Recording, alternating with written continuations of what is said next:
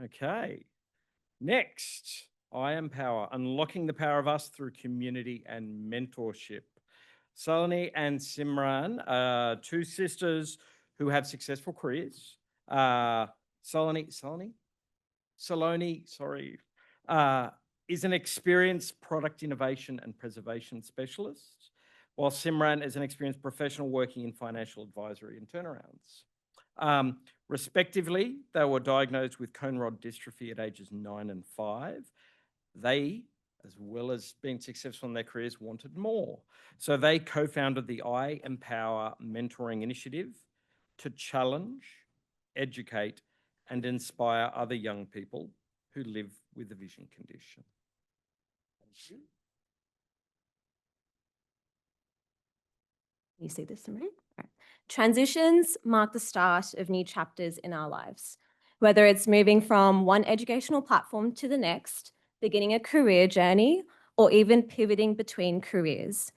These experiences often come with a degree of apprehension and uncertainty. However, navigating these twists and turns can be made much easier with a support system.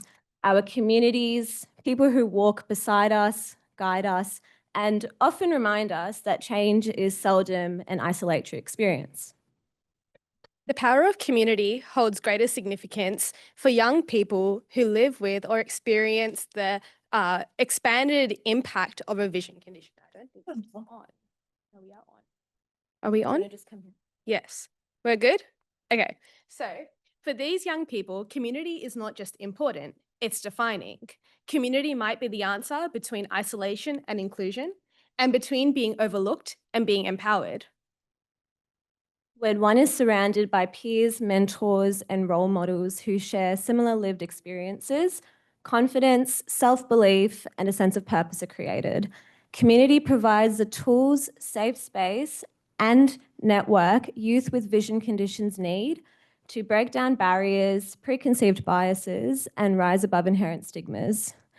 The combined forces of community and mentorship enable youth with vision conditions to navigate transitions in life much better. It's also no secret that young Australians who live with a vision condition are one of the most underrepresented parts of our society. The facts are clear. When educational resources aren't created in formats that are adaptable to the changing natures of our visual capabilities, we are on the back foot in the classroom. Disclosing our conditions to potential employers means that we are less likely to land permanent full-time employment in the same manner as our able-sided peers due to inherent bias and stigma. Companies and recruitment agencies often overlook candidates with a vision condition as they hold little to no confidence when it comes to hiring us, just on face value alone. And if we are in the workplace, companies often lack either the management style or the resources to work with candidates like us. These factors combined only emphasize the need for a community voice. In partnership with the Safe Side Institute, this impetus has driven Simran and myself to create the I Empower Mentoring Initiative. Growing up outside of each other, we did not know anyone with a vision condition within that age bracket. We did not know anyone outside of ourselves who shared and understood what resilience and adaptability meant in the face of unprecedented changes to vision. We co-founded I Empower with the intention of building a community of like-minded individuals who share lived experience. In particular, by supporting young people aged 12 to 25, our goal is to see the next generation of young Australians who live with vision conditions become self-sustained solutions to their vision journeys and obtain all the opportunities that they are deserving of. From completing secondary and tertiary education to finding success in their professional and personal ambitions, these transitions are all possible if we have support. After all, why should our vision be a limiting factor? Each mentoring session is conducted via Microsoft Teams, breaking down barriers like geographical location and accessibility. Some formats conducted to this date include informational presentations from subject matter experts, panel discussions, and interactive Q&As with participants. Topics that we have covered include the rights to disclosure, the power of language, living beyond sight, adaptation in career and education, as well as accessibility tools available on phones and computers. We shift our gaze forward, feedback from our participants to date has indicated that there's a huge desire to learn more about the techniques to gain confidence when in social situations, interview preparation, more on the career opportunities that are available to us, and the tools that we can implement to make navigating external environments easier. We hope to focus on these areas in future sessions held. Now we've laid the groundwork, so where to from here? By reiterating our value proposition of challenge, inspire, and educate, our mentees gain the confidence to voice questions they may otherwise hesitate to ask. By attending each session, mentees gain a suite of actionable tools and techniques to address their unique circumstances and are buffeted by an ever-growing network of like-minded individuals.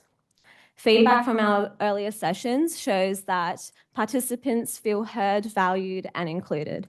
As we continue to grow, we hope that our network of supporters, advocates, and participants will extend to business leaders, thought minds, recruiters, and educators.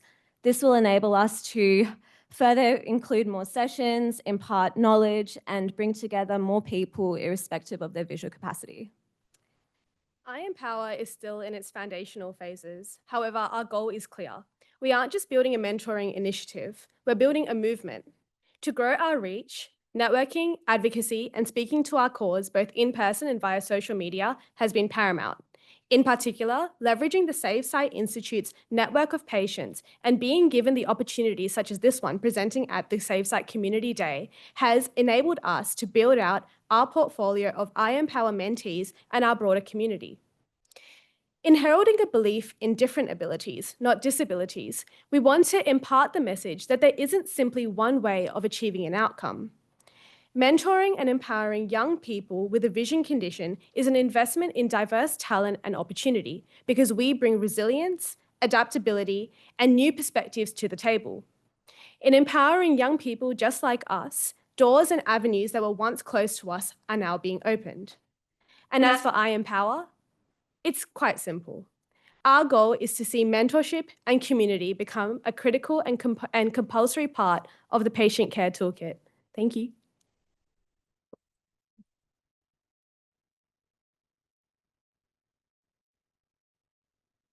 Fantastic. All right, so I've got a couple of questions to start with. I'll get this out so I don't forget it. So who do you want to contact you? Who should get in contact? How do they join?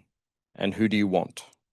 Right now, we are focused on young people aged 12 to 25, given we aren't a lot older. So that's something that we can speak to with personal experience. To get into contact with us, so our sessions are open to young people in that age demographic, but also supporters and carers to help facilitate them joining the session, and also educators who want to learn more about the program and potentially get other students that they may be working with through the program. We have a QR code that Lorraine, our wonderful patient care coordinator, has been facilitating, and that joins the mailing list.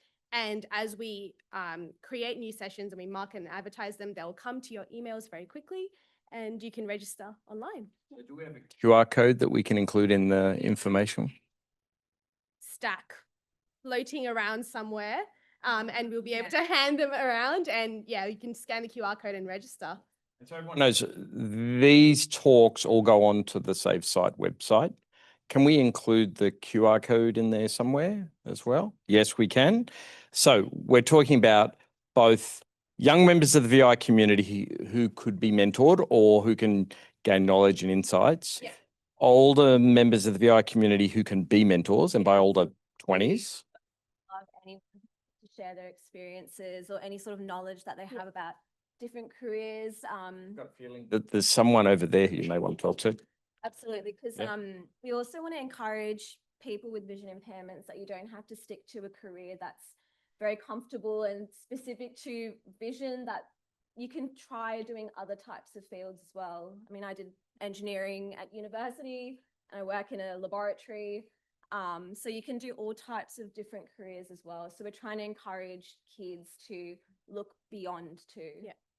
And you also said that you want educators to reach out as well. So describe the type of scenario you're thinking there. They're reaching out. What is it that you're going to teach them? What is it you're going to give them?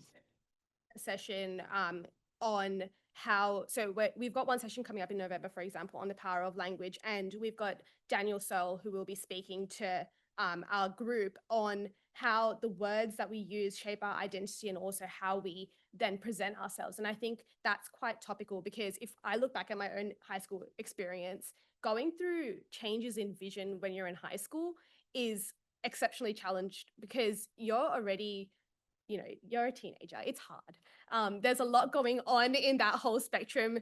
And then on top of that, you throw in a vision condition. I think we want to showcase that there's so much support, and also then the words that we use can either put us into a box and make us very isolated, or it can help build a community and build the support more broadly.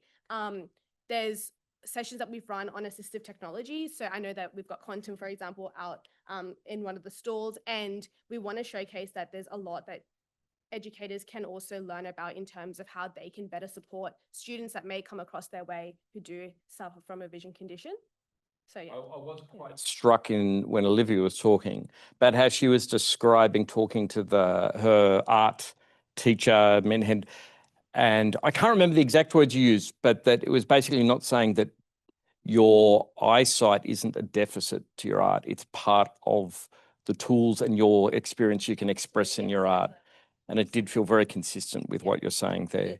It's true. Everything that Olivia has mentioned, we personally relate to it. And I mean, we loved hearing all about that. And we want other young people who feel that way to also know that they're not alone in this matter. And there's others that you can talk to. Depending on what condition you have, it doesn't really matter. And what stage of your vision that you're at, it doesn't really matter.